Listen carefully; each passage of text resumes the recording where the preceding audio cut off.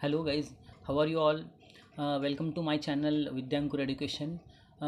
जैसे कि आपको पता है, आप सभी एमएड सीईटी जो एग्ज़ाम है उसका 2021 का, उसके लिए आप प्रिपरेशन कर रहे हो।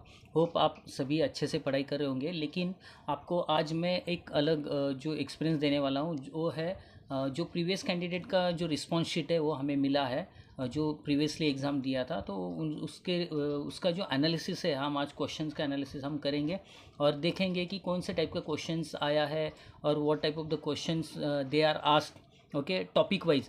तो यहाँ पे उनका कैसे उन्होंने आंसर दिया था, कौन सा आंसर सही है, कौन सा आंसर गलत है, इसके बारे में हम आज डिस्कस करने वाले हैं। तो इससे आपको पता चलेगा कि कौन से क्वेश्चंस आते हैं और उसका स्टडी कैसे करना है, आंसर कैसे देना है। तो थोड़ा सा आइडिया आ जाएगा आपको, ये इजी रहेगा एग्ज़ाम देने के लिए। आपका कॉन्फिडेंस बिल्ड हो जाएगा। आप जो डर रहे हो एग्ज़ाम के लिए, तो वो डर निकल जाएगा आपको। और भी आपका कॉन्फिडेंस बढ़ने से आप आराम से इस एग्ज़ाम को फेस कर सकेंगे। ओके, तो ये एग्ज़ाम बेसिकली तो आपको पता है ऑनलाइन होता है। इसमें जो there is no negative mark और आप 90 मिनट्स होते हैं। इसमें आपको ये 100 क्वेश्चन सॉल्व करने हैं, प्लस यहाँ पे ये एमसीक्यू टाइप क्वेश्चंस है, कंप्यूटर पे होता है। तो ये सभी कुछ चीज़ें हैं, ये आपको समझना है और इसके बारे में इसको आंसर आपको देकर पॉजिटिवली लेकर आपको इसका आंसर देना है।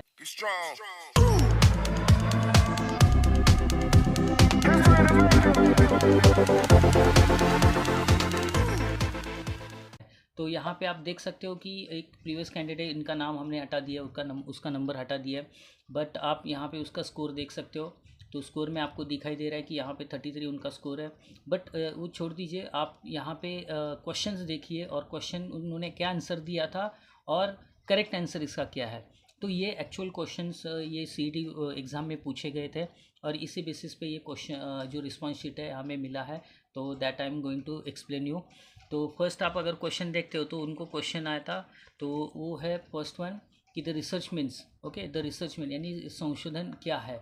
ओके, तो इसमें ऑप्शंस उनको दिए थे जो भी है, exploring new knowledge, filling the gap between the knowledge, ये दो दिया है। तो इसमें से दोनों करेक्ट है या एक करेक्ट है, ऐसे ऑप्शंस में आपको आएगा।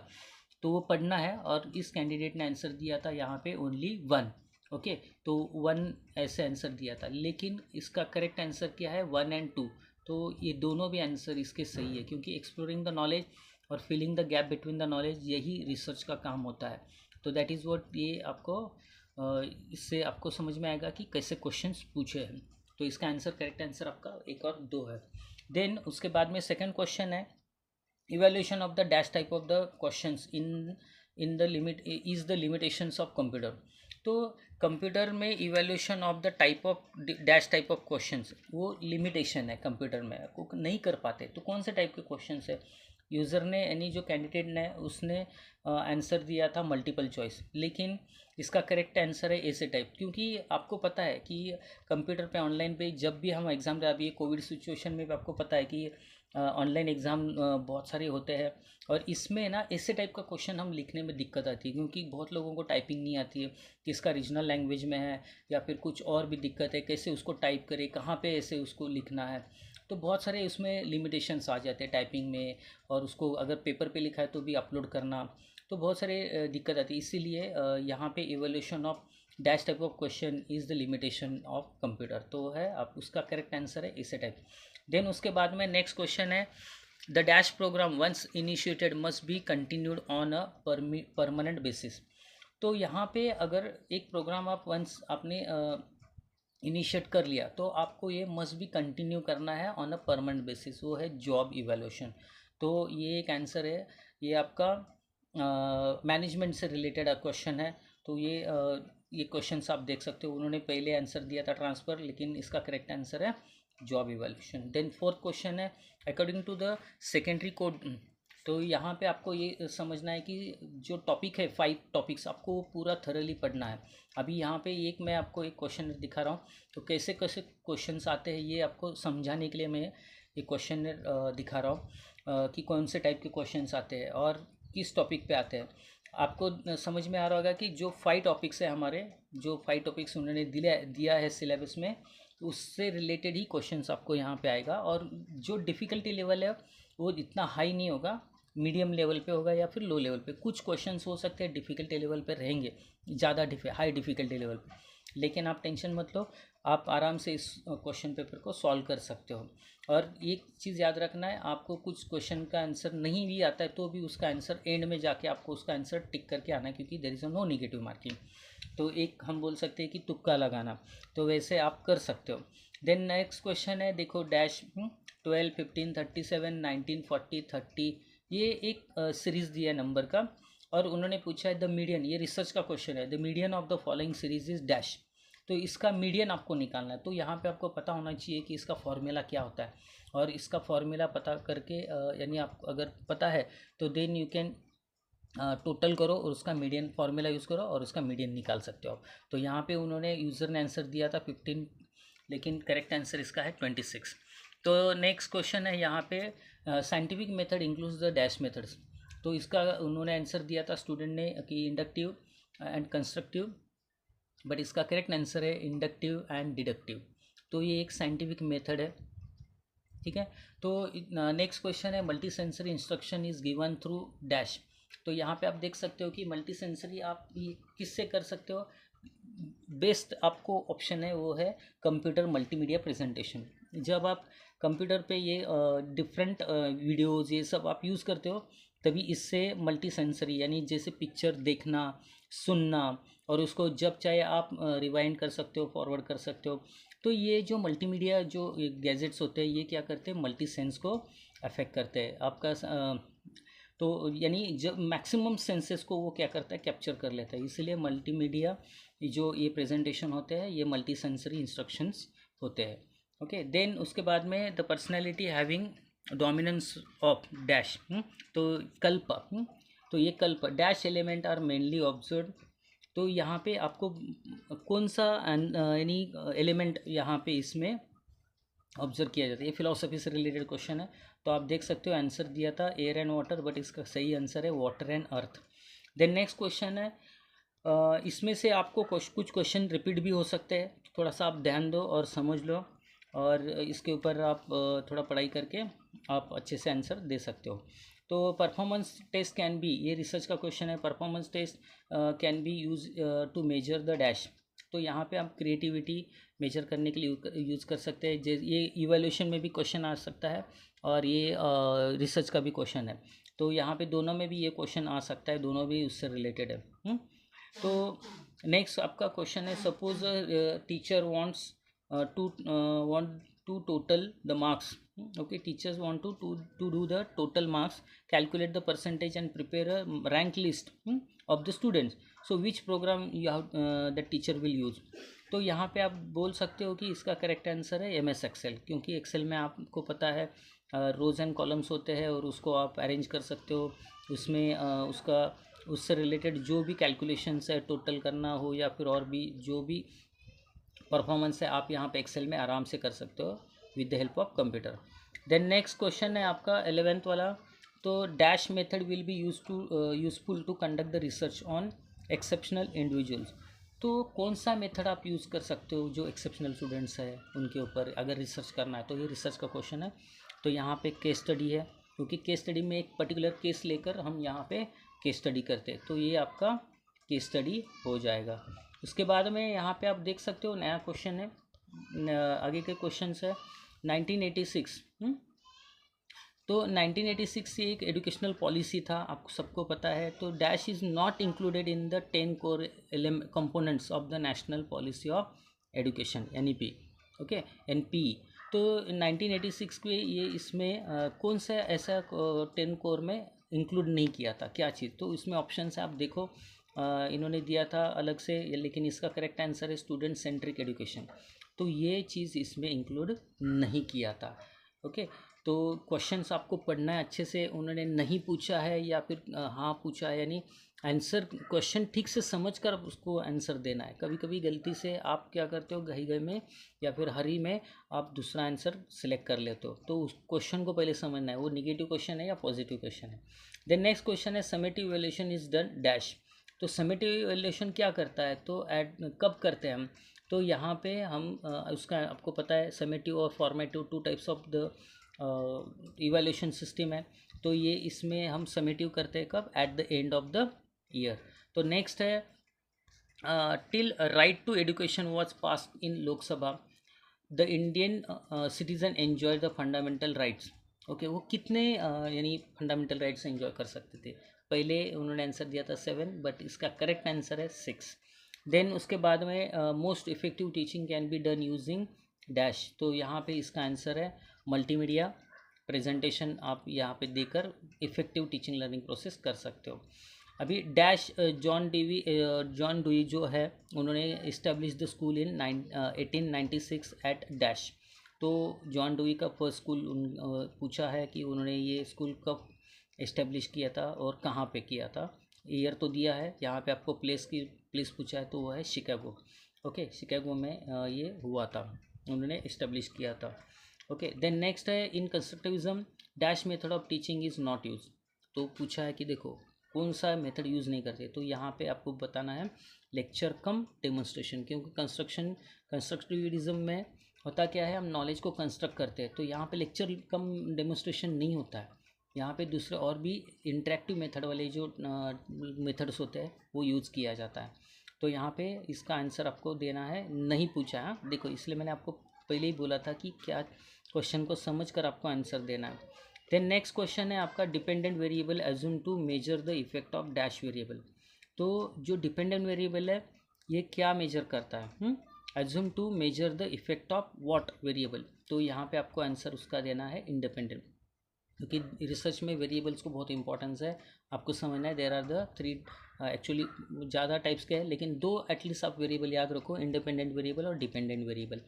और डिपेंडेंट वेरिएबल हमेशा वो डिपेंड करता है दूसरे वेरिएबल पे, और जो वेरिएबल खुद अलग होता है वो दूसरे पे डिपेंड नहीं होता, उसको हम इंडिपेंडेंट वेरिएबल बोलते हैं।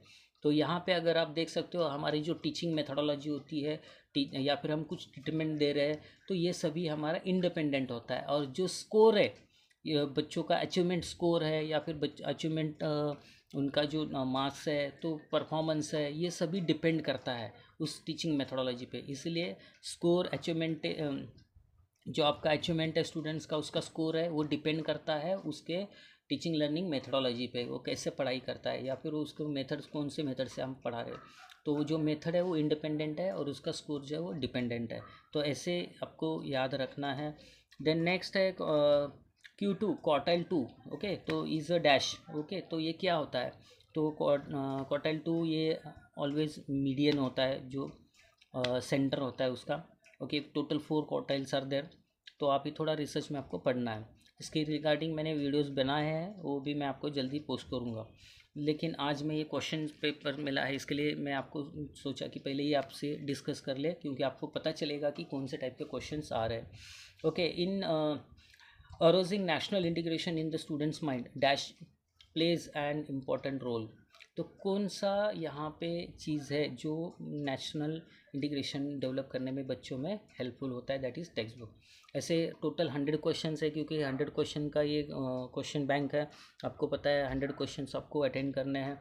तो अभी इतने टाइम में तो हमने 20 कवर कर लिया। विल गो फास्टर थोड़ा सा समझने के लिए। ऐसे 2-3 क्वेश्चन है, क्वेश्चन पेपर है, मैं तीनों डिस्कस करूँगा आपके साथ में, तो आपको पता चलेगा कि कौन से टाइप के क्वेश्चन है। मैं अलग अलग इसके वीडियोस अपलोड कर दूँगा, ठीक है। तो अभी ये एक हमने लिया है, और कुछ क्वेश्चन इसमें रिपीट भी हो सकते हैं। आप चेक करो ये तीनों, मैं तीनों वीडियो आप प्रॉपरली पॉज करके एक बार देख लो, समझ लो। चाहिए तो इसका नोट्स बना के आप इसको थोड़ा स्टडी करो, मे बी क्वेश्चन रिपीट हो सकता है।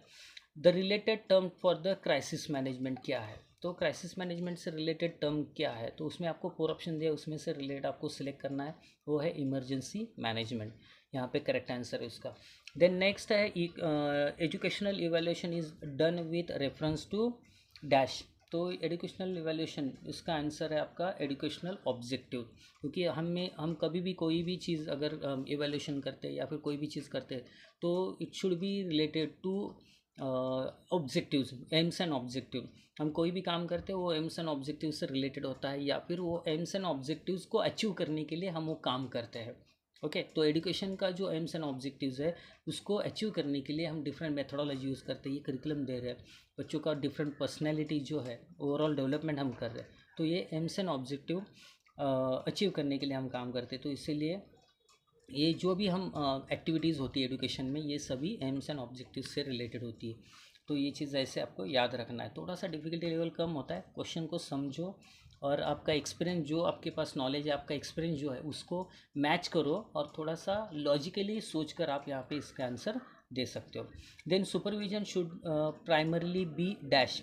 सुपरविज़न किस लिए होता है, तो आपको यहाँ पे बताना है कि कंस्ट्रक्टिव एंड क्रिएटिव। ओके, तो कंस्ट्रक्टिव एंड क्रिएटिव के लिए यहाँ पे आपका क्या होता है, ये सुपरविज़न होता है। ओके, तो this is what the thing you should be understand. Okay, तो नेक्स्ट क्वेश्चन है आपका, the prime objective of the national knowledge commission is to dash. Okay, तो प्राइम नॉलेज यानी जो ये कमीशन है, knowledge commission, national knowledge commission, इसका objective main क्या है, देखो तो इसका करेक्ट आंसर है meet the challenges of the 21st century. जो 21st सेंचुरी के जो चैलेंजेस है उसको अचीव करना, ये उसका मेन एम है या फिर ऑब्जेक्टिव्स है, एक वन ऑफ द ऑब्जेक्टिव पूछा है तो। नेक्स्ट आपको क्वेश्चन यहाँ पे दिखाई देता है, वह है 25 10 यहाँ पे, if 10 is added to all the scores in the series, then the standard deviation of this new series will be dash। तो यहाँ पे आपको बताना है कि अगर जो वैल्यूज़ ऑलरेडी स्कोर दिया है, उसमें अगर हम 10 ऐड करते हैं तो उसका standard deviation will be change और नॉट। तो यहाँ पे ऑप्शंस आपको 4 ऑप्शन दिया है, उसमें से आपको बताना है कि चेंज नहीं होगा, क्योंकि स्टैंडर्ड डिविएशन ये क्या दिखाता है, डेविएशन दिखाता है मीन से। ओके, कितना डेविएट हो रहा है। ओके, तो यहाँ पे अगर आप उसमें 10 ऐड भी करते हो ना तो कुछ चेंज नहीं होता है वहाँ पे, क्योंकि वो एक रेंज में होता है। तो उसमें आप ऐड भी करोगे तो रेंज में उतना ही अगर उसके बीच में आता है उस रेंज के अंदर में, तो उतना फ़र्क नहीं पड़ता है, यानी उसमें चेंजेस नहीं होता है। क्योंकि स्टैंडर्ड जो नॉर्मल डिस्ट्रीब्यूशन कर्व में आप अगर आपने पढ़ा है तो आप उसमें समझ में आएगा कि स्टैंडर्ड डिविएशन 1 +1 +2 +3 +4, वैसे ही निगेटिव में -1 -2 -3 -4। तो इसमें थोड़ा बहुत भी अगर आपने ऐड कर लिया तो उसमें इतना चेंजेस नहीं होता है, तो इसका आंसर सही है, no changes. Then next question है, dash is not a measure of variability. तो कौन सा चीज़ हम वेरिएबिलिटी ये नहीं है, तो उसका करेक्ट आंसर है mode. Mode is not a measure of variability. Then next question है, in secondary school duration of presentation prevention preservation of general register of student, यानी जो GR हम बोलते हैं उसको, जनरल रजिस्टर स्कूल में होता है, आपको पता है ये बहुत इंपॉर्टेंट डॉक्यूमेंट होता है, नंबर 1 डॉक्यूमेंट इसको बोला जाता है। तो सेकेंडरी स्कूल में इसका ड्यूरेशन क्या होता है, तो ये एक्चुअली ये परमानेंट डॉक्यूमेंट होता है। ये आपका डॉक्यूमेंट यानी ये जो बुक होता है, ये बुक आपका हमेशा स्कूल में होना चाहिए। ओके, तो ये GR होता है, इसको जनरल रजिस्टर बोलते हैं। उसमें आपका सब LC TC आप देने के बाद सब इन्फॉर्मेशन वैसे एज इट इज़ इसमें नोट डाउन किया जाता है और वो रिटेन होता है स्कूल में या फिर उस कॉलेजेस में। तो ये एक GR है, ये आपको पता है ऑफिस रिकॉर्ड से रिलेटेड है। तो हमारा जो थर्ड पॉइंट है एडमिनिस्ट्रेशन, एजुकेशनल एडमिनिस्ट्रेशन मैनेजमेंट से रिलेटेड एक क्वेश्चन है। द नेक्स्ट क्वेश्चन है साइकोलॉजी के ऊपर है, अकॉर्डिंग टू द जीन पियाजे adaptation includes the dash process. तो एडेप्टेशन जो होता है वो क्या प्रोसेस होता है, ये एसिमिलेशन एंड अकोमोडेशन प्रोसेस होता है। तो ये इसका सही आंसर है। देन नेक्स्ट क्वेश्चन है, education is an important instrument to do the social change. Okay, ये किसने बताया, ये आपको बताना है। तो ये इसका सही आंसर है कोठारी कमीशन ने बताया, क्योंकि सोशल चेंज करने के लिए education is must. Okay, then next question है हमारा, in the opinion of the dash the aim of the education is to create good soul. Okay, तो ये किसने बताया, तो ये इसका सही आंसर है रस्किन ने बताया। ओके, देखो बहुत सारे क्वेश्चन है, आपको 100 क्वेश्चन 100 ऐसे 3 मैं आपको दिखाने वाला हूँ, तो 300 डेटाबेस आपके पास यहीं पे बन जाएगा। लेकिन इसमें कुछ क्वेश्चन रिपीट होते हैं तो उतना माइनस हो जाएगा, लेकिन आपको ये पता चल रहा होगा कि कौन से टाइप के क्वेश्चन एक्चुअल एग्ज़ाम में पूछा है। The next, the dash is the easiest major of variability, यानी वेरिएबिलिटी मेजर करने के लिए कौन सा इजी मेथड है, वो है रेंज। ओके, तो ये एक रेंज आप ले सकते हो जिससे आप easily measures of variability check कर सकते हो। अभी आपको बताया था रेंज मिनिमम और मैक्सिमम उसके बीच में होता है, क्वार्टाइल्स आप देख सकते हो। ये तो ये आपको समझ में आएगा वेरिएबिलिटी। देन नेक्स्ट है, following measure is computed using the mean. Okay, तो यहाँ पे आप क्या चीज़ मीन यूज़ करके आप कंप्यूट कर सकते हो, वो है स्टैंडर्ड डिविएशन। तो आपको पता होना चाहिए मेजर्स ऑफ सेंट्रल टेंडेंसी, उसमें मीन, मीडियन, मोड ये सब आते हैं, स्टैंडर्ड डिविएशन आता है, तो एसडी बोलते हैं हम उसको। तो उसका फॉर्मूला आप ज़रा एक बार देख लो कैसे होता है, क्योंकि वो by using that formula you have to calculate also some time, तो आपको कैलकुलेट करना पड़ेगा and you have to find out the answer. Then उसके बाद में है C H Cooley has classified the group as dash. तो उन्होंने ये बताया था कि प्राइमरी एंड सेकेंडरी ग्रुप उन्होंने ये क्लासीफाई करके बताया था। Then character building is the highest achievement in educational process is suggested by whom. तो ये किसने बताया था? तो ये बताया था, उसका सही आंसर है सेकेंडरी एजुकेशन कमीशन।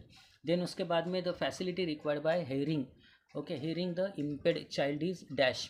तो यहाँ पे आपको बताना है उसका कि फैसिलिटी उसको रिक्वायर क्या है, तो हेयरिंग एड चाहिए, क्योंकि उसको सुनाई नहीं देता है, कम देता है, तो ही नीड दैट एड, यानी वो उसको इंस्ट्रूमेंट चाहिए, तो हेयरिंग एड आप यहाँ पे दे सकते हो।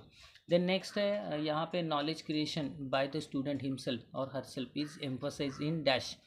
तो यहाँ पे आप देख सकते हो इसका सही आंसर है कंस्ट्रक्टिविज्म। ओके, तो थोड़ा सा क्वेश्चन को आप थरली पढ़ो, ठीक से पढ़ो और समझो and then try to give the answer. आप ये इजी है, आपने बीएड में बहुत कुछ इसके बारे में पढ़ा है, इसके बेसिस पे ही क्वेश्चन आपको पूछा जाता है। The next question is that empowered woman means dash what, यानी वुमन को एम्पावर करना यानी क्या। तो यहाँ पे आपको बताना है इसका आंसर क्या है। सही, उन्होंने भी सही दिया था, woman who is free to live with respect and dignity. तो ये प्रॉपरली आपको इसको समझ कर आंसर देना, ये करेक्ट आंसर है। नेक्स्ट क्वेश्चन है logical method was propagated bye whom. तो ये लॉजिकल जो ये लॉजिकल जो मेथड है ये किसने प्रोपोगेट किया था, ये आपको बताना है। उसके आपको 4 ऑप्शन देंगे, उसमें से आपको सिलेक्ट करना है हेगल। तो हेगल ने ये प्रोपोगेट किया था। नेक्स्ट क्वेश्चन है हमारा साइकोटिज्म is a dash type of the problem. ये साइकोटिज्म यानी हम बोलते हैं ना साइको है, तो वो मेंटल प्रॉब्लम है, थोड़ा सा मेंटली हम जब डिस्टर्ब हो जाते हैं तो ये ऐसे प्रॉब्लम्स को हमें फेस करना पड़ता है, तो ये मेंटल रिलेटेड प्रॉब्लम है। Then dash next is the next question is future development depends upon past development and the development is shown in the line going in upward direction, such change is called as dash change.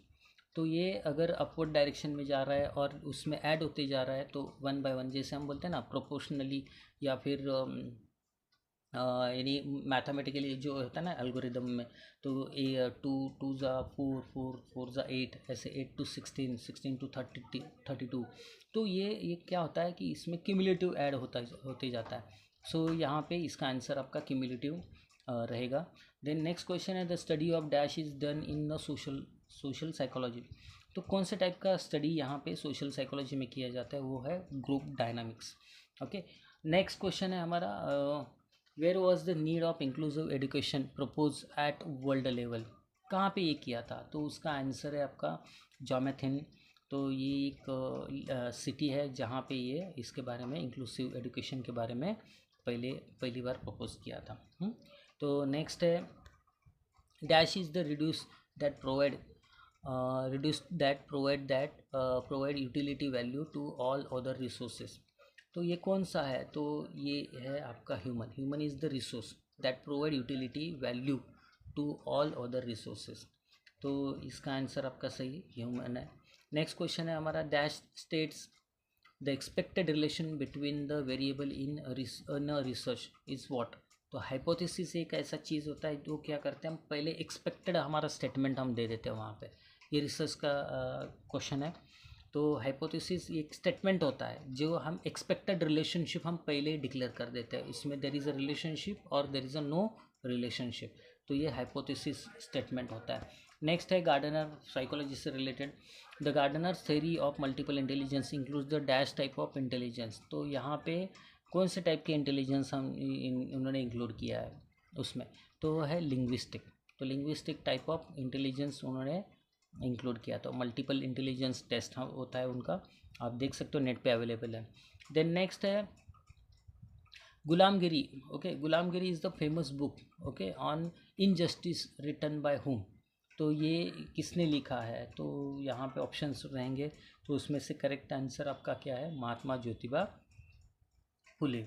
Then next है for counselling to be effective dash. तो counselling के लिए क्या effective हो सकता है? Counsellor should have rapport with the client. तो obviously क्योंकि उसका अगर रैपो क्लाइंट के साथ अच्छा रहेगा, अगर उसने कॉन्फिडेंस में लेकर उसको अगर बात कर रहे हैं और काउंसलिंग करे, तो that person will be give the proper response to the counsellor. नहीं तो वो उसका अगर उसके साथ में रैपो अच्छा नहीं होगा तो फिर यहाँ पे आपका जो रिस्पोंडेंट है वो प्रॉपरली रिस्पॉन्ड नहीं करेगा, आपको वो प्रॉपरली बताएगा नहीं इन्फॉर्मेशन, तो इसमें आपका काउंसलिंग प्रॉपर नहीं होगा। इसलिए यहाँ पे रैपो होना बहुत ज़रूरी है। देन नेक्स्ट क्वेश्चन है कि यहाँ पे कि miss Neeta marriage with was fix on the, उसका मैरिज फिक्स हुआ है, fix on the condition that her father gives ₹10 lakh to the NRI groom in dowry. Okay, तो Neeta ask her father to reject the marriage proposal, she is an dash girl. तो ये कौन सी girl है? यानी यहाँ पे एक स्टेटमेंट दिया है, जनरल स्टेटमेंट हमारे लाइफ में जो होता है, जो डे टू डे लाइफ में आप देख सकते हो ऐसे इंसिडेंट्स। तो depending on that there is a question कि ये गर्ल क्या है। यानी वो एम्पावर्ड हो गई, यानी वो खुद एक एडुकेटेड है, उसको समझ में आता है कि कुछ बैड प्रैक्टिसेस है सोसाइटी में, उसको अगर रोकना है तो कहीं ना कहीं हमें इनिशिएटिव लेना है, इसके लिए वो एम्पावर्ड है। तो ये ऐसा क्वेश्चंस भी आ सकते हैं आपको। देन नेक्स्ट है to achieve modernisation is an important education objective was decided by the dash commission. तो इसके ऊपर एक क्वेश्चन है टू अचीव मॉडर्नाइजेशन, एक कोठारी कमीशन ने बताया था, उनके लिस्ट ऑफ अचीवमेंट में ऑब्जेक्टिव्स में देख सकते हो, और ये इससे ये वन ऑफ द ऑब्जेक्टिव है।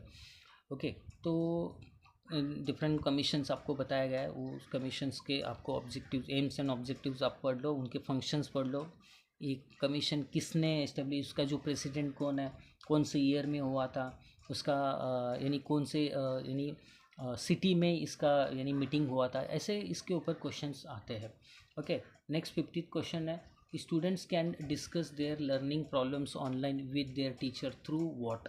तो आप देख सकते हो अभी जूम, ये वो सब अभी जो बहुत सारे प्लेटफॉर्म्स है इसके थ्रू कर सकता है, that is what video conferencing. तो उसका आंसर सही है, ये video conferencing. Then next question है आपका 51 वाला, यहाँ पे आप देख सकते हो कि according to the national knowledge commission to ensure the greater access to education one need to dash. तो यहाँ पे इसका आंसर आपका क्या है? Ensure the enrolment and retention of girl students. तो यहाँ पे ये जो नेशनल नॉलेज कमीशन NKC भी बोलते हैं इसको, तो ये क्या कर रहा था, तो क्या इंश्योर कर रहा था? तो greater access to the ensure the enrolment and retention of girl students या फिर गर्ल चाइल्ड। तो यहाँ पे जो भी गर्ल्स स्टूडेंट है, इनका जो ड्रॉप आउट रेट था वो कहीं ना कहीं बढ़ रहा था, इसके लिए ये यहाँ पे इन्होंने ऐसे एक्शन प्लान बनाकर उन्होंने ये इसके ऊपर मेजर्स बनाया है, और ये रिकमेंडेशन किया है नेशनल नॉलेज कमीशन ने। देन नेक्स्ट क्वेश्चन है हमारा dash factor is not included in the Thorndike's theory of intelligence. तो इस थ्योरी में क्या नहीं इंक्लूड किया है? वो है moral intelligence. Okay, then next का हमारा क्वेश्चन है the two factor of the intelligence is propose by dash. तो ये किसने किया है? The two factor theory of intelligence, ये किसने दिया है? तो वो है स्पीयरमन ने ये थ्योरी दिया हुआ है। देन नेक्स्ट क्वेश्चन है हमारा dash is an example of the online asynchronous, okay, asynchronous then communication with respect to e-learning। तो आपको पता होगा यहाँ पे दो कंसेप्ट है ICT में, सिंक्रोनस असिंक्रोनस। सिंक्रोनस हम किसको बोलते हैं? जहाँ पे दो पर्सन सामने सामने लाइव चैटिंग करते हैं, वीडियो कॉन्फ्रेंसिंग करते हैं, ऑडियो कॉन्फ्रेंसिंग करते हैं, चैटिंग भी कर रहे हैं, ओके, लाइव है, दोनों एक साथ तुरंत उस टाइम पे रिप्लाई कर रहे हैं, तो that is what synchronous mode. और असिंक्रोनस मोड में यानी क्या होता है कि जहाँ पे वो अभी मैसेज दिया, उसका रिस्पॉन्ड उसको बाद में मिलेगा, दोनों एक टाइम पे लाइव नहीं है। तो असिंक्रोनस मोड में यहाँ पे बहुत सारे ऐसे आप टेक्स्ट मैसेज कर सकते हो और वो बाद में दिखेगा, उसको रिप्लाई करेगा, या फिर ईमेल होता है, ईमेल आप सेंड कर रहे हो तो ईमेल वो देखेंगे, बाद में उसको रिप्लाई करेंगे, यानी वो सामने सामने फेस टू फेस यहाँ पे नहीं है, तो वो होता है असिंक्रोनस मोड। तो ये दो चीज़ आपको याद रखना है, आगे आपको सिंक्रोनस मोड पे भी क्वेश्चन आ सकता है। देन नेक्स्ट क्वेश्चन है the classification of models of teaching is done in dash group. तो ये कहाँ पे किया जाता है classification of models of teaching. तो ये होता है उस यानी टोटल 4 ग्रुप्स होते हैं, 4 ग्रुप्स में किया जाता है। ओके, देन नेक्स्ट उसका क्वेश्चन है cattle has propose dash factors of basic dimensions in the measurement of personality. तो आपको पता है कैटल का एक पर्सनैलिटी ट्रेट का थ्योरी था, उन्होंने एक टूल बनाया था वो पर्सनैलिटी ट्रेट के ऊपर, वो है 16 PF, हम बोलते हैं ना पर पर्सनैलिटी फैक्टर, PF यानी पर्सनैलिटी फैक्टर 16 PF। तो उसका आंसर 16 है, करेक्ट आंसर 16। ये बहुत वेल नोन है, आपको पता होगा 16 पर PF फैक्टर थ्योरी, या फिर वो टूल होता है बस पर्सनैलिटी फैक्टर मेजर करने के। देन नेक्स्ट क्वेश्चन है हमारा responding is a component of following domain in taxonomy of educational objective. तो वो होता है अफेक्टिव डोमेन। जो अफेक्टिव डोमेन होता है उसमें ये यानी रिस्पॉन्डिंग इज कंपोनेंट, देखो responding is a component of the following domain, कौन सा डोमेन है वो है अफेक्टिव डोमेन। ओके, इसके रिलेटेड ये टैक्सोनॉमी में ऑब्जेक्टिव्स दिया है। देन नेक्स्ट है dash national policy of education 1986 did not ले special emphasis on the removal of disparity and equalisation of educational opportunities specially for dash. कौन से कैटेगरी के लिए, वो है general category.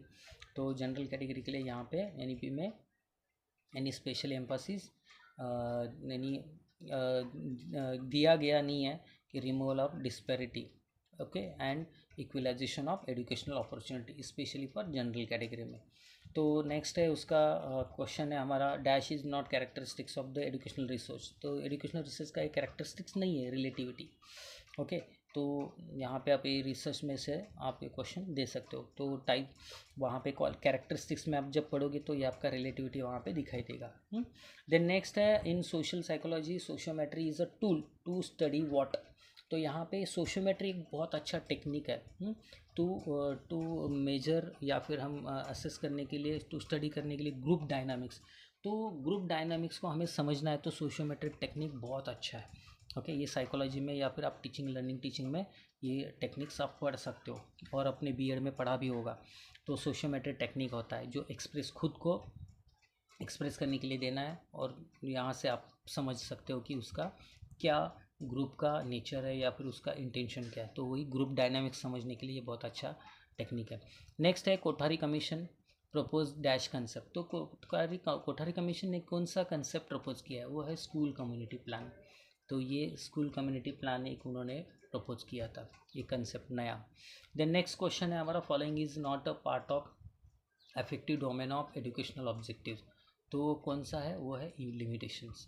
Okay, imitation sorry. तो ये इमिटेशन जो होता है ये क्या है, affective domain it is not a part of affective domain.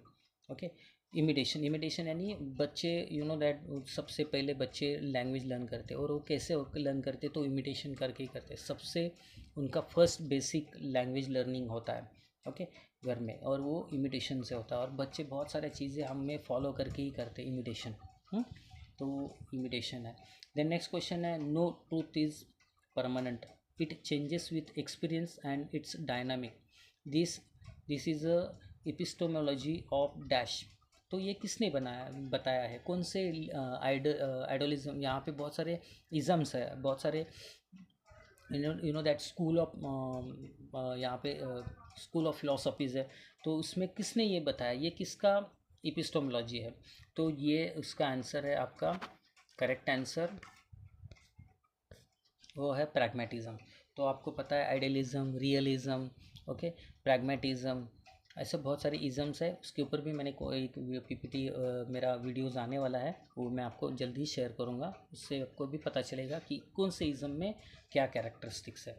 Then next है arrange the process of evolution of globalisation.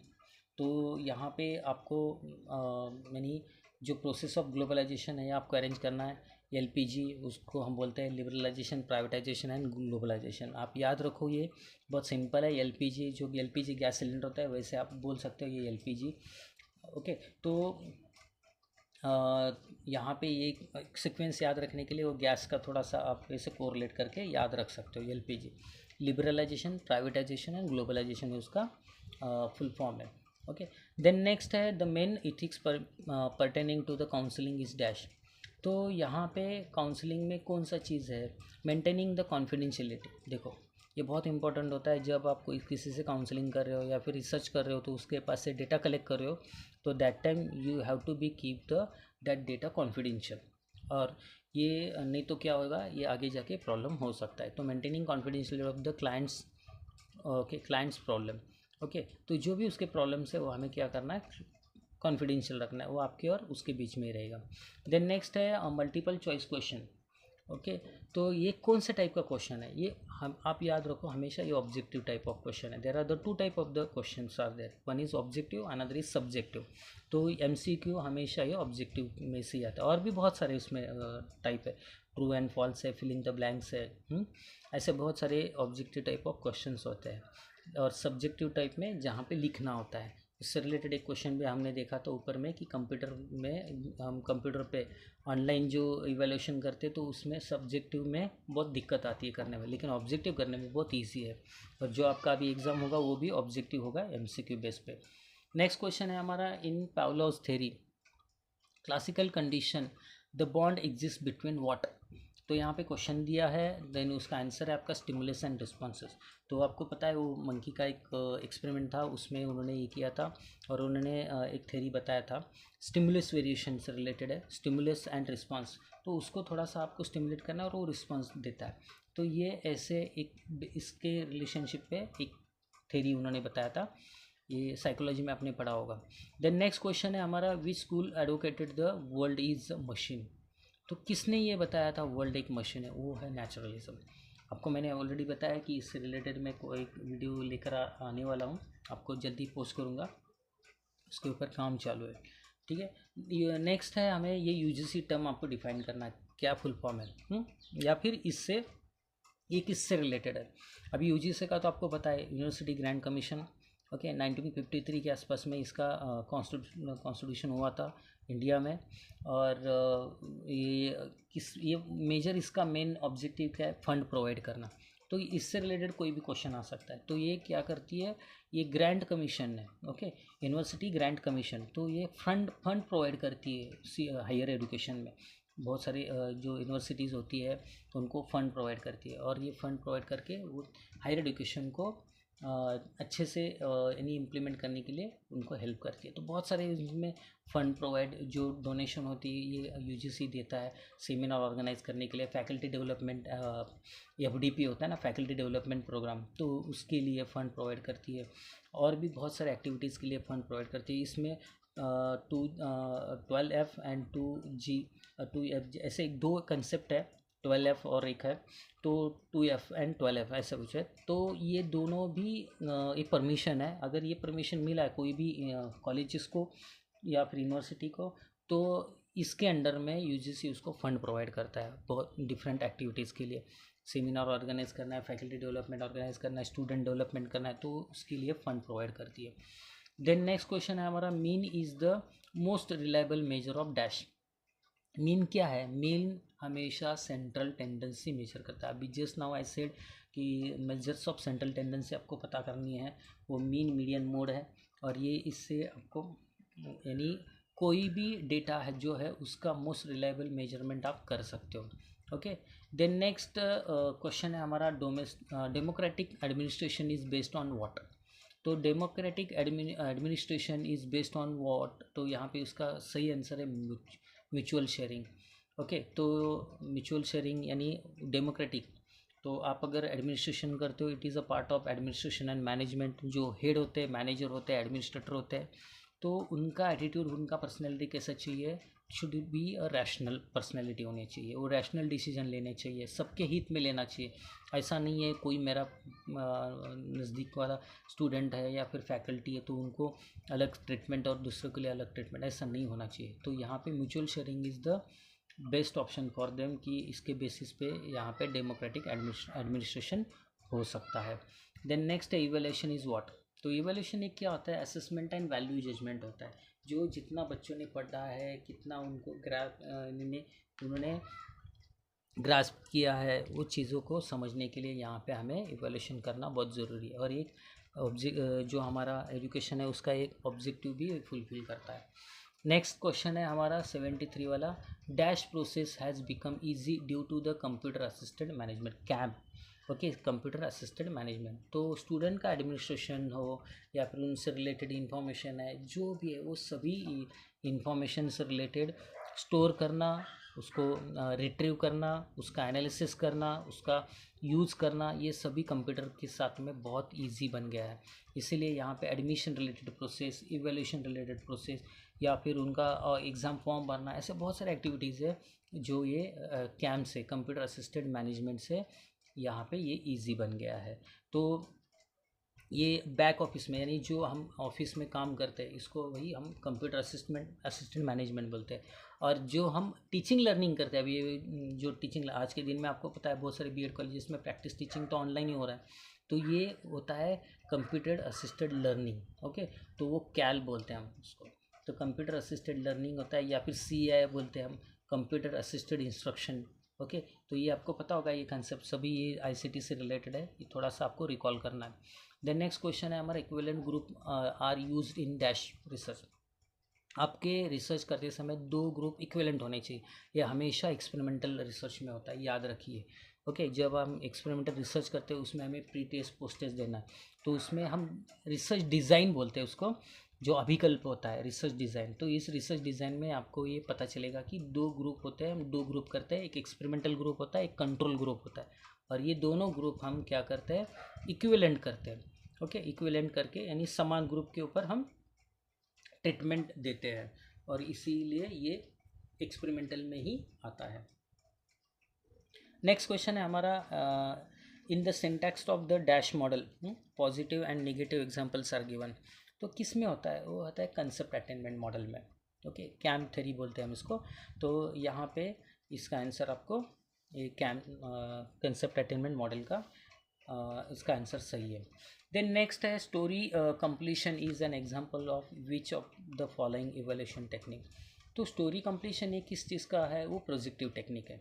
Okay, तो यहाँ पे प्रोजेक्टिव टेक्निक्स, यहाँ पे आप देख सकते हो कि ये भी एक, जैसे सोशियोमेट्री को बताया था वो ग्रुप डायनामिक्स के लिए, लेकिन प्रोजेक्टिव टेक्निक में आप यहाँ पे इंडिविजुअली भी आप कर सकते हो। यहाँ पे प्रोजेक्टिव, तो जितना प्रोजेक्ट होगा लड़का तो उतना हमें उसके बारे में समझ में आता है, तो एक इवैल्यूएशन टेक्निक है प्रोजेक्टिव टेक्निक।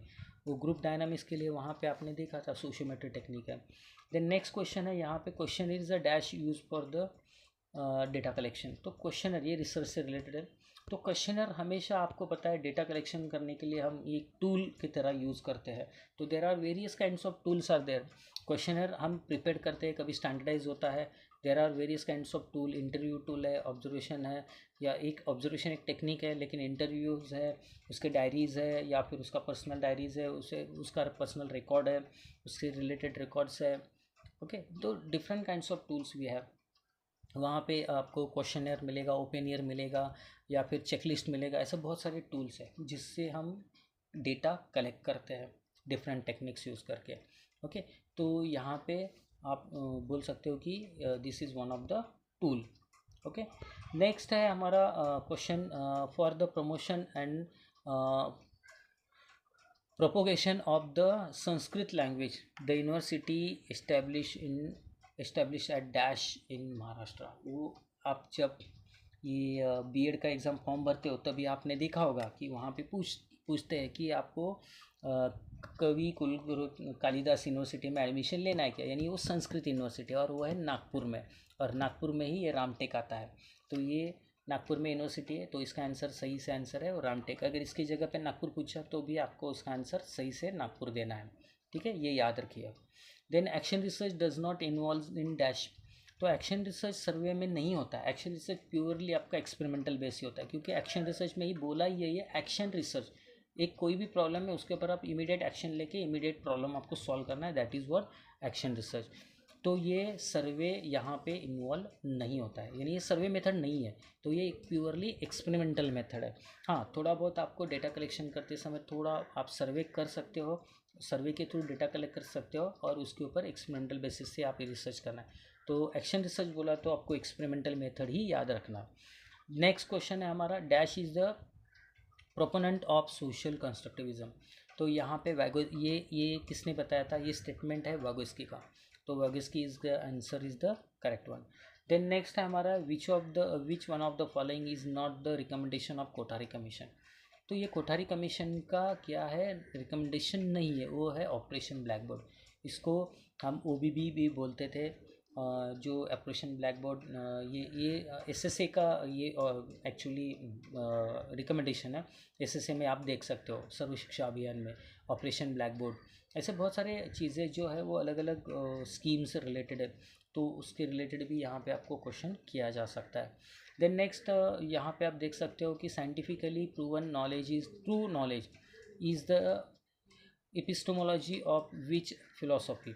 तो ये कौन से फिलोसॉफी का है, तो ये है साइंटिफिकली प्रूवन यानी रियलिज्म, रियल लाइफ में क्या चल रहा है, साइंस के ऊपर जो बेस्ड है, साइंस जो साइंस से हमें जो प्रूव करते हैं, तो आपको पता है ये सब साइंटिफिक टेम्परामेंट डेवलपमेंट करने के लिए, तो ये रियलिज्म से रिलेटेड है और रियलिज्म इसको प्रोपोगेट करता है।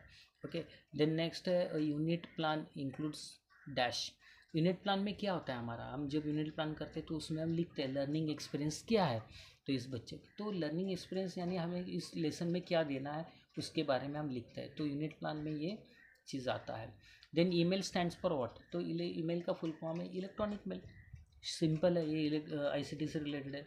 देन नेक्स्ट है dash is not a concept of the Freud's theory, तो schema is not a concept of. देखो बहुत सारे क्वेश्चन ऐसे किए है कि ये इसका पार्ट नहीं है, ये इसका पार्ट नहीं है, यानी जो नहीं है इसके ऊपर भी क्वेश्चन है, और कहीं कहीं पे उल्टा भी क्वेश्चन पूछा जाता है कि ये इसका पार्ट है, यानी 3 आपको गलत देंगे और 1 आपको सही से आंसर उसका रहेगा, तो वो सही आंसर करेक्ट करना है।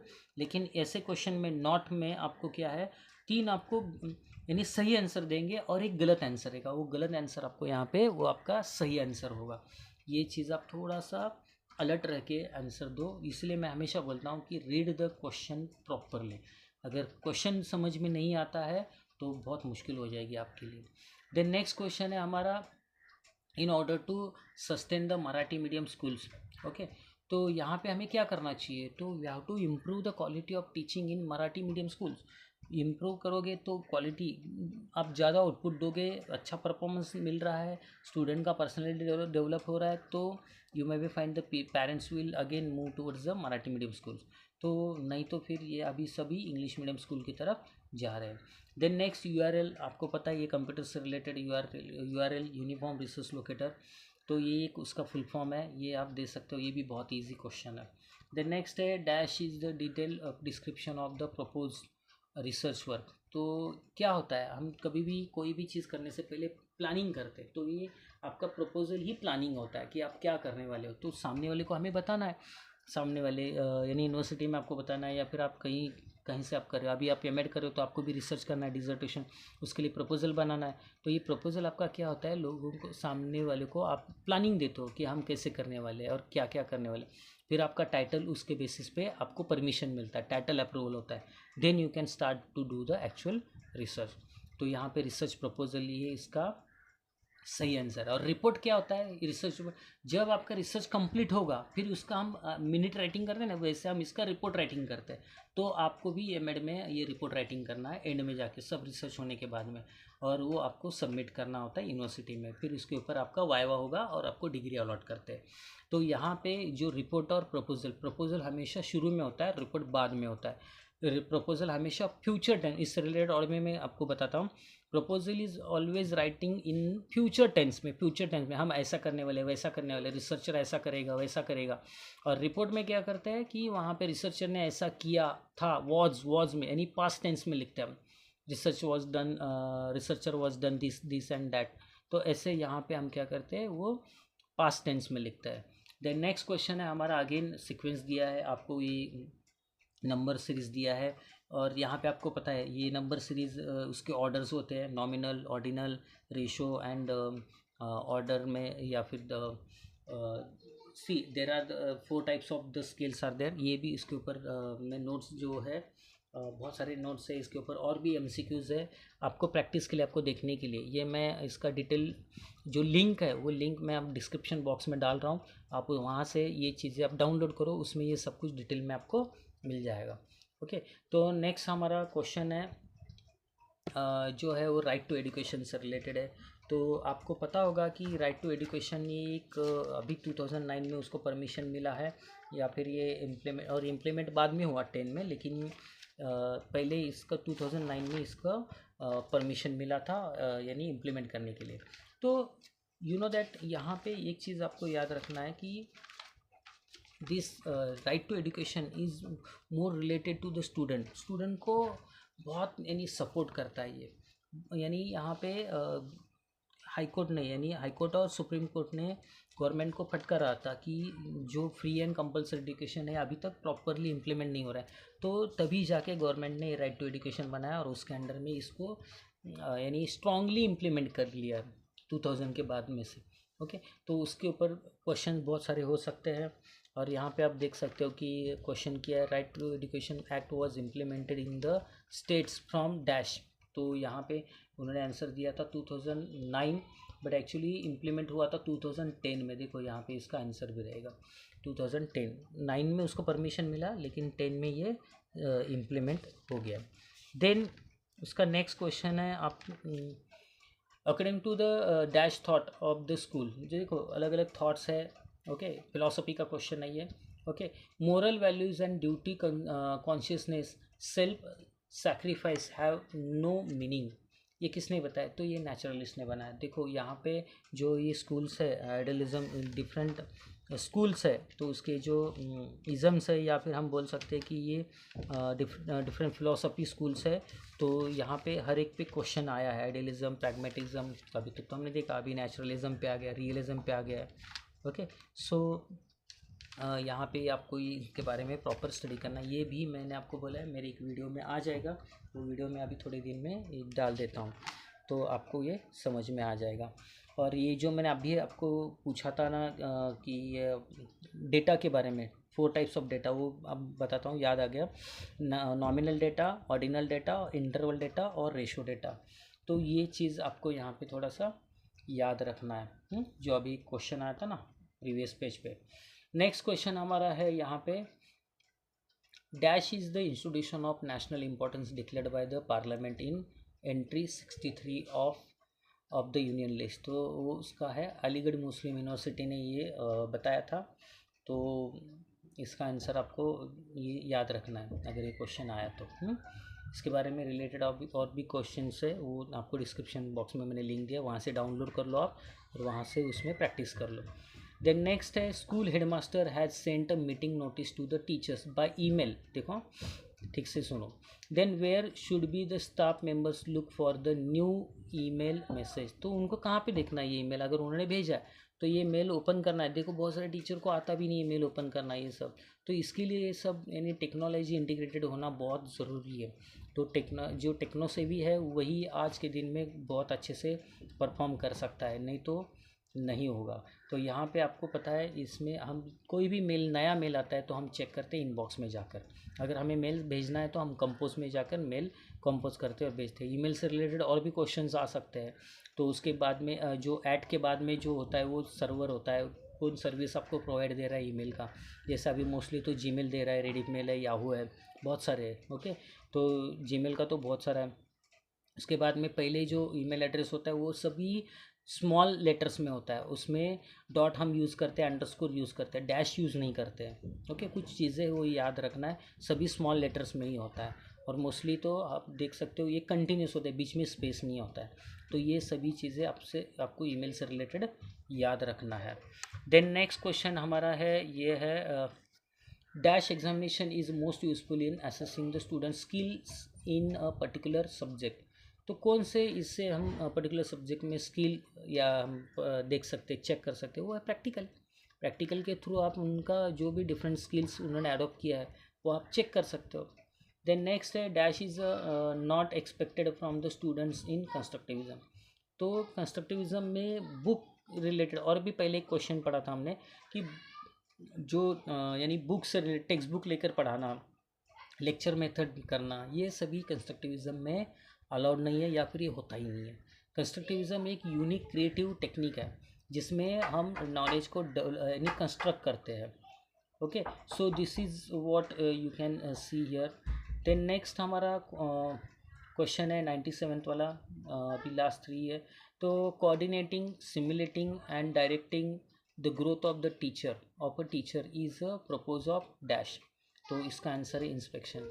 तो हम क्या करते हैं यहाँ पे, आपको पता है simulating, directing and growth of teacher is a purpose of dash, वो है इंस्पेक्टिंग, यानी इंस्पेक्शन करते हैं हम, इंस्पेक्ट करते हैं। ओके, द नेक्स्ट क्वेश्चन है हमारा, the main aim of the dash evaluation is to identify the causes of difficulties in learning and development, develop a plan for remedial action. तो वो है डायग्नोस्टिक। ओके, डायग्नोस्टिक, तो diagnostic और remedial action, तो ये भी आपको पता है जब कोई भी चीज़ हम यानी स्टूडेंट्स के ऊपर अगर कोई चीज़ यानी डिफ़िकल्टीज आती है, क्या है वो, क्या डिफ़िकल्टीज है, अगर हमें चेक करना है तो हम क्या करते हैं, डायग्नोसिस करते हैं। और डायग्नोसिस करके हमें उनकी डिफ़िकल्टीज़ पता चलती है, और जो डिफ़िकल्टीज़ उनकी जो प्रॉब्लम्स है, इस according to their problems and difficulties we give them the solution, we offer the solutions. तो इससे उनका क्या होता है, जो भी प्रॉब्लम्स है वो सॉर्ट आउट हो जाते हैं। तो ये यहाँ पे क्या आएगा, डायग्नोसिस एंड रिमीडियल एक्शन। तो रिमीडियल्स आप यहाँ पे देते हो। जैसे हम फॉर एग्जांपल, जैसे हम डॉक्टर के पास जाते हैं, अगर खांसी बुखार है तो हम डॉक्टर को बोलते हैं, डॉक्टर आपका डायग्नोसिस करेगा, आपको क्या हुआ है, आप वो बोलेगा टेस्ट कर कराओ, कोविड का टेस्ट कर कराओ, या फिर ये एक्सरे निकाल कर ले कराओ, आप चेस्ट का जो भी वो स्वैब देकर उसका टेस्ट करने के लिए बोलते हैं। बाद में फिर वो डायग्नोसिस करने के बाद में फिर वो बताएगा कि ऐसे ऐसे, तो फिर वो दवाई लिख कर देकर आपको बोलेगा कि 14 डेज़ आप आइसोलेट रहो, और आपको ये दवाई खाना है सुबह शाम लेकर, और ऐसे ऐसे रहना। तो आपने अगर वो ट्रीटमेंट फॉलो कर लिया तो 14 डेज़ में आप रिकवर हो जाओगे। तो ये हो गया रिमीडियल एक्शन उन्होंने लिया उसके ऊपर। तो ये डायग्नोसिस एंड रिमीडीज़ ऐसे होता है, ये हमारे एजुकेशन में भी होता है। तो दोनों चीज़ भी याद रखो, उसके रिलेटेड वो कुछ भी क्वेश्चन आ सकता है।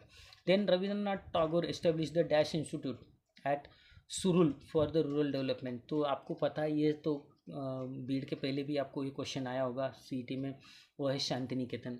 तो Shantiniketan is the one of the, यहाँ पे श्री निकेतन लिखा है बट इसका एक्चुअली आंसर होगा शांति निकेतन। तो ये शांति निकेतन एक यानी ये कोलकाता में है, आपको ये भी पता होगा। तो यहाँ पे ये शांति निकेतन एक ये क्या था, एक इंस्टीट्यूट था, यानी ये भी इट्स लाइक अ स्कूल, और ये यहाँ पे रूरल डेवलपमेंट इन्होंने इनके थ्रू करना शुरू कर दिया था। देन नेक्स्ट हमारा लास्ट क्वेश्चन है, वो है the spontaneous development of the organs and faculties, okay, constitutes the education of nature dash educationalist has said this। किसने बताया, ये कौन से एजुकेशनलिस्ट ने बताया, वो है रूसो। ओके, तो उन्होंने बताया था कि ये the spontaneous development of organ and faculties constitutes the education of nature. तो ये स्टेटमेंट उन्होंने बताया था ऐसे। सो अल्टीमेटली एक चीज़ आप याद रखो, यहाँ पे 100 क्वेश्चंस आपको ऐसे देना है। ये हमें जो क्वेश्चन मिला है किसी एक स्टूडेंट का रिस्पॉन्स है, और ये रिस्पॉन्स आप अगर आपको आगे पीछे देखना है, थोड़ा सा शांति से आपको समझना है, तो वीडियो पॉज करो, रिवर्स करो, फॉरवर्ड करो, और आप ये वीडियो बार बार देख सकते हो। तो ऐसे और भी 3 पेपर्स है, मैं इन तीनों का वीडियोस बना के डालने वाला हूँ, और आप उसको देखो। कुछ क्वेश्चंस रिपीट भी होते हैं, या फिर कुछ क्वेश्चंस यूनिक है तो अच्छा है, आपका उतना क्वेश्चन बैंक बन जाएगा। आप इन क्वेश्चंस को अच्छे से ज़रा याद रखो, और इससे रिलेटेड क्वेश्चन आता है तो आप वहाँ पे आंसर दो। यही क्वेश्चन थोड़ा सा घुमा फिरा कर भी क्वेश्चन पूछ सकते हैं, और ये ही इससे रिलेटेड और भी क्वेश्चंस कुछ है, मैंने थोड़ा सा बैंक है वो यानी कलेक्ट करके मैंने डिस्क्रिप्शन बॉक्स में उसका लिंक डाला हुआ है। आप वहाँ से लिंक से वो चीज़ डाउनलोड कर लो, उसका स्टडी कर लो। और बाकी जो 2 और वीडियोस है ये ऐसे क्वेश्चन पेपर के, और जो नोट्स है यानी जो डिटेल टॉपिक के ऊपर एक्सप्लेनेशन के टॉपिक्स है, वो उसका भी वीडियो शॉर्ट वीडियोस मैंने बनाया है, वो आपको थोड़े दिन में अपलोड कर दूंगा मैं। Okay, thank you so much guys. और आपको कुछ भी अगर डाउट है तो आप डिस्क्रिप्शन यानी आप जो कमेंट बॉक्स है उसमें आप यहाँ पे मुझे लिख के भेजिए, उसके ऊपर मैं आपको आंसर करने की कोशिश करूँगा। Thank you so much.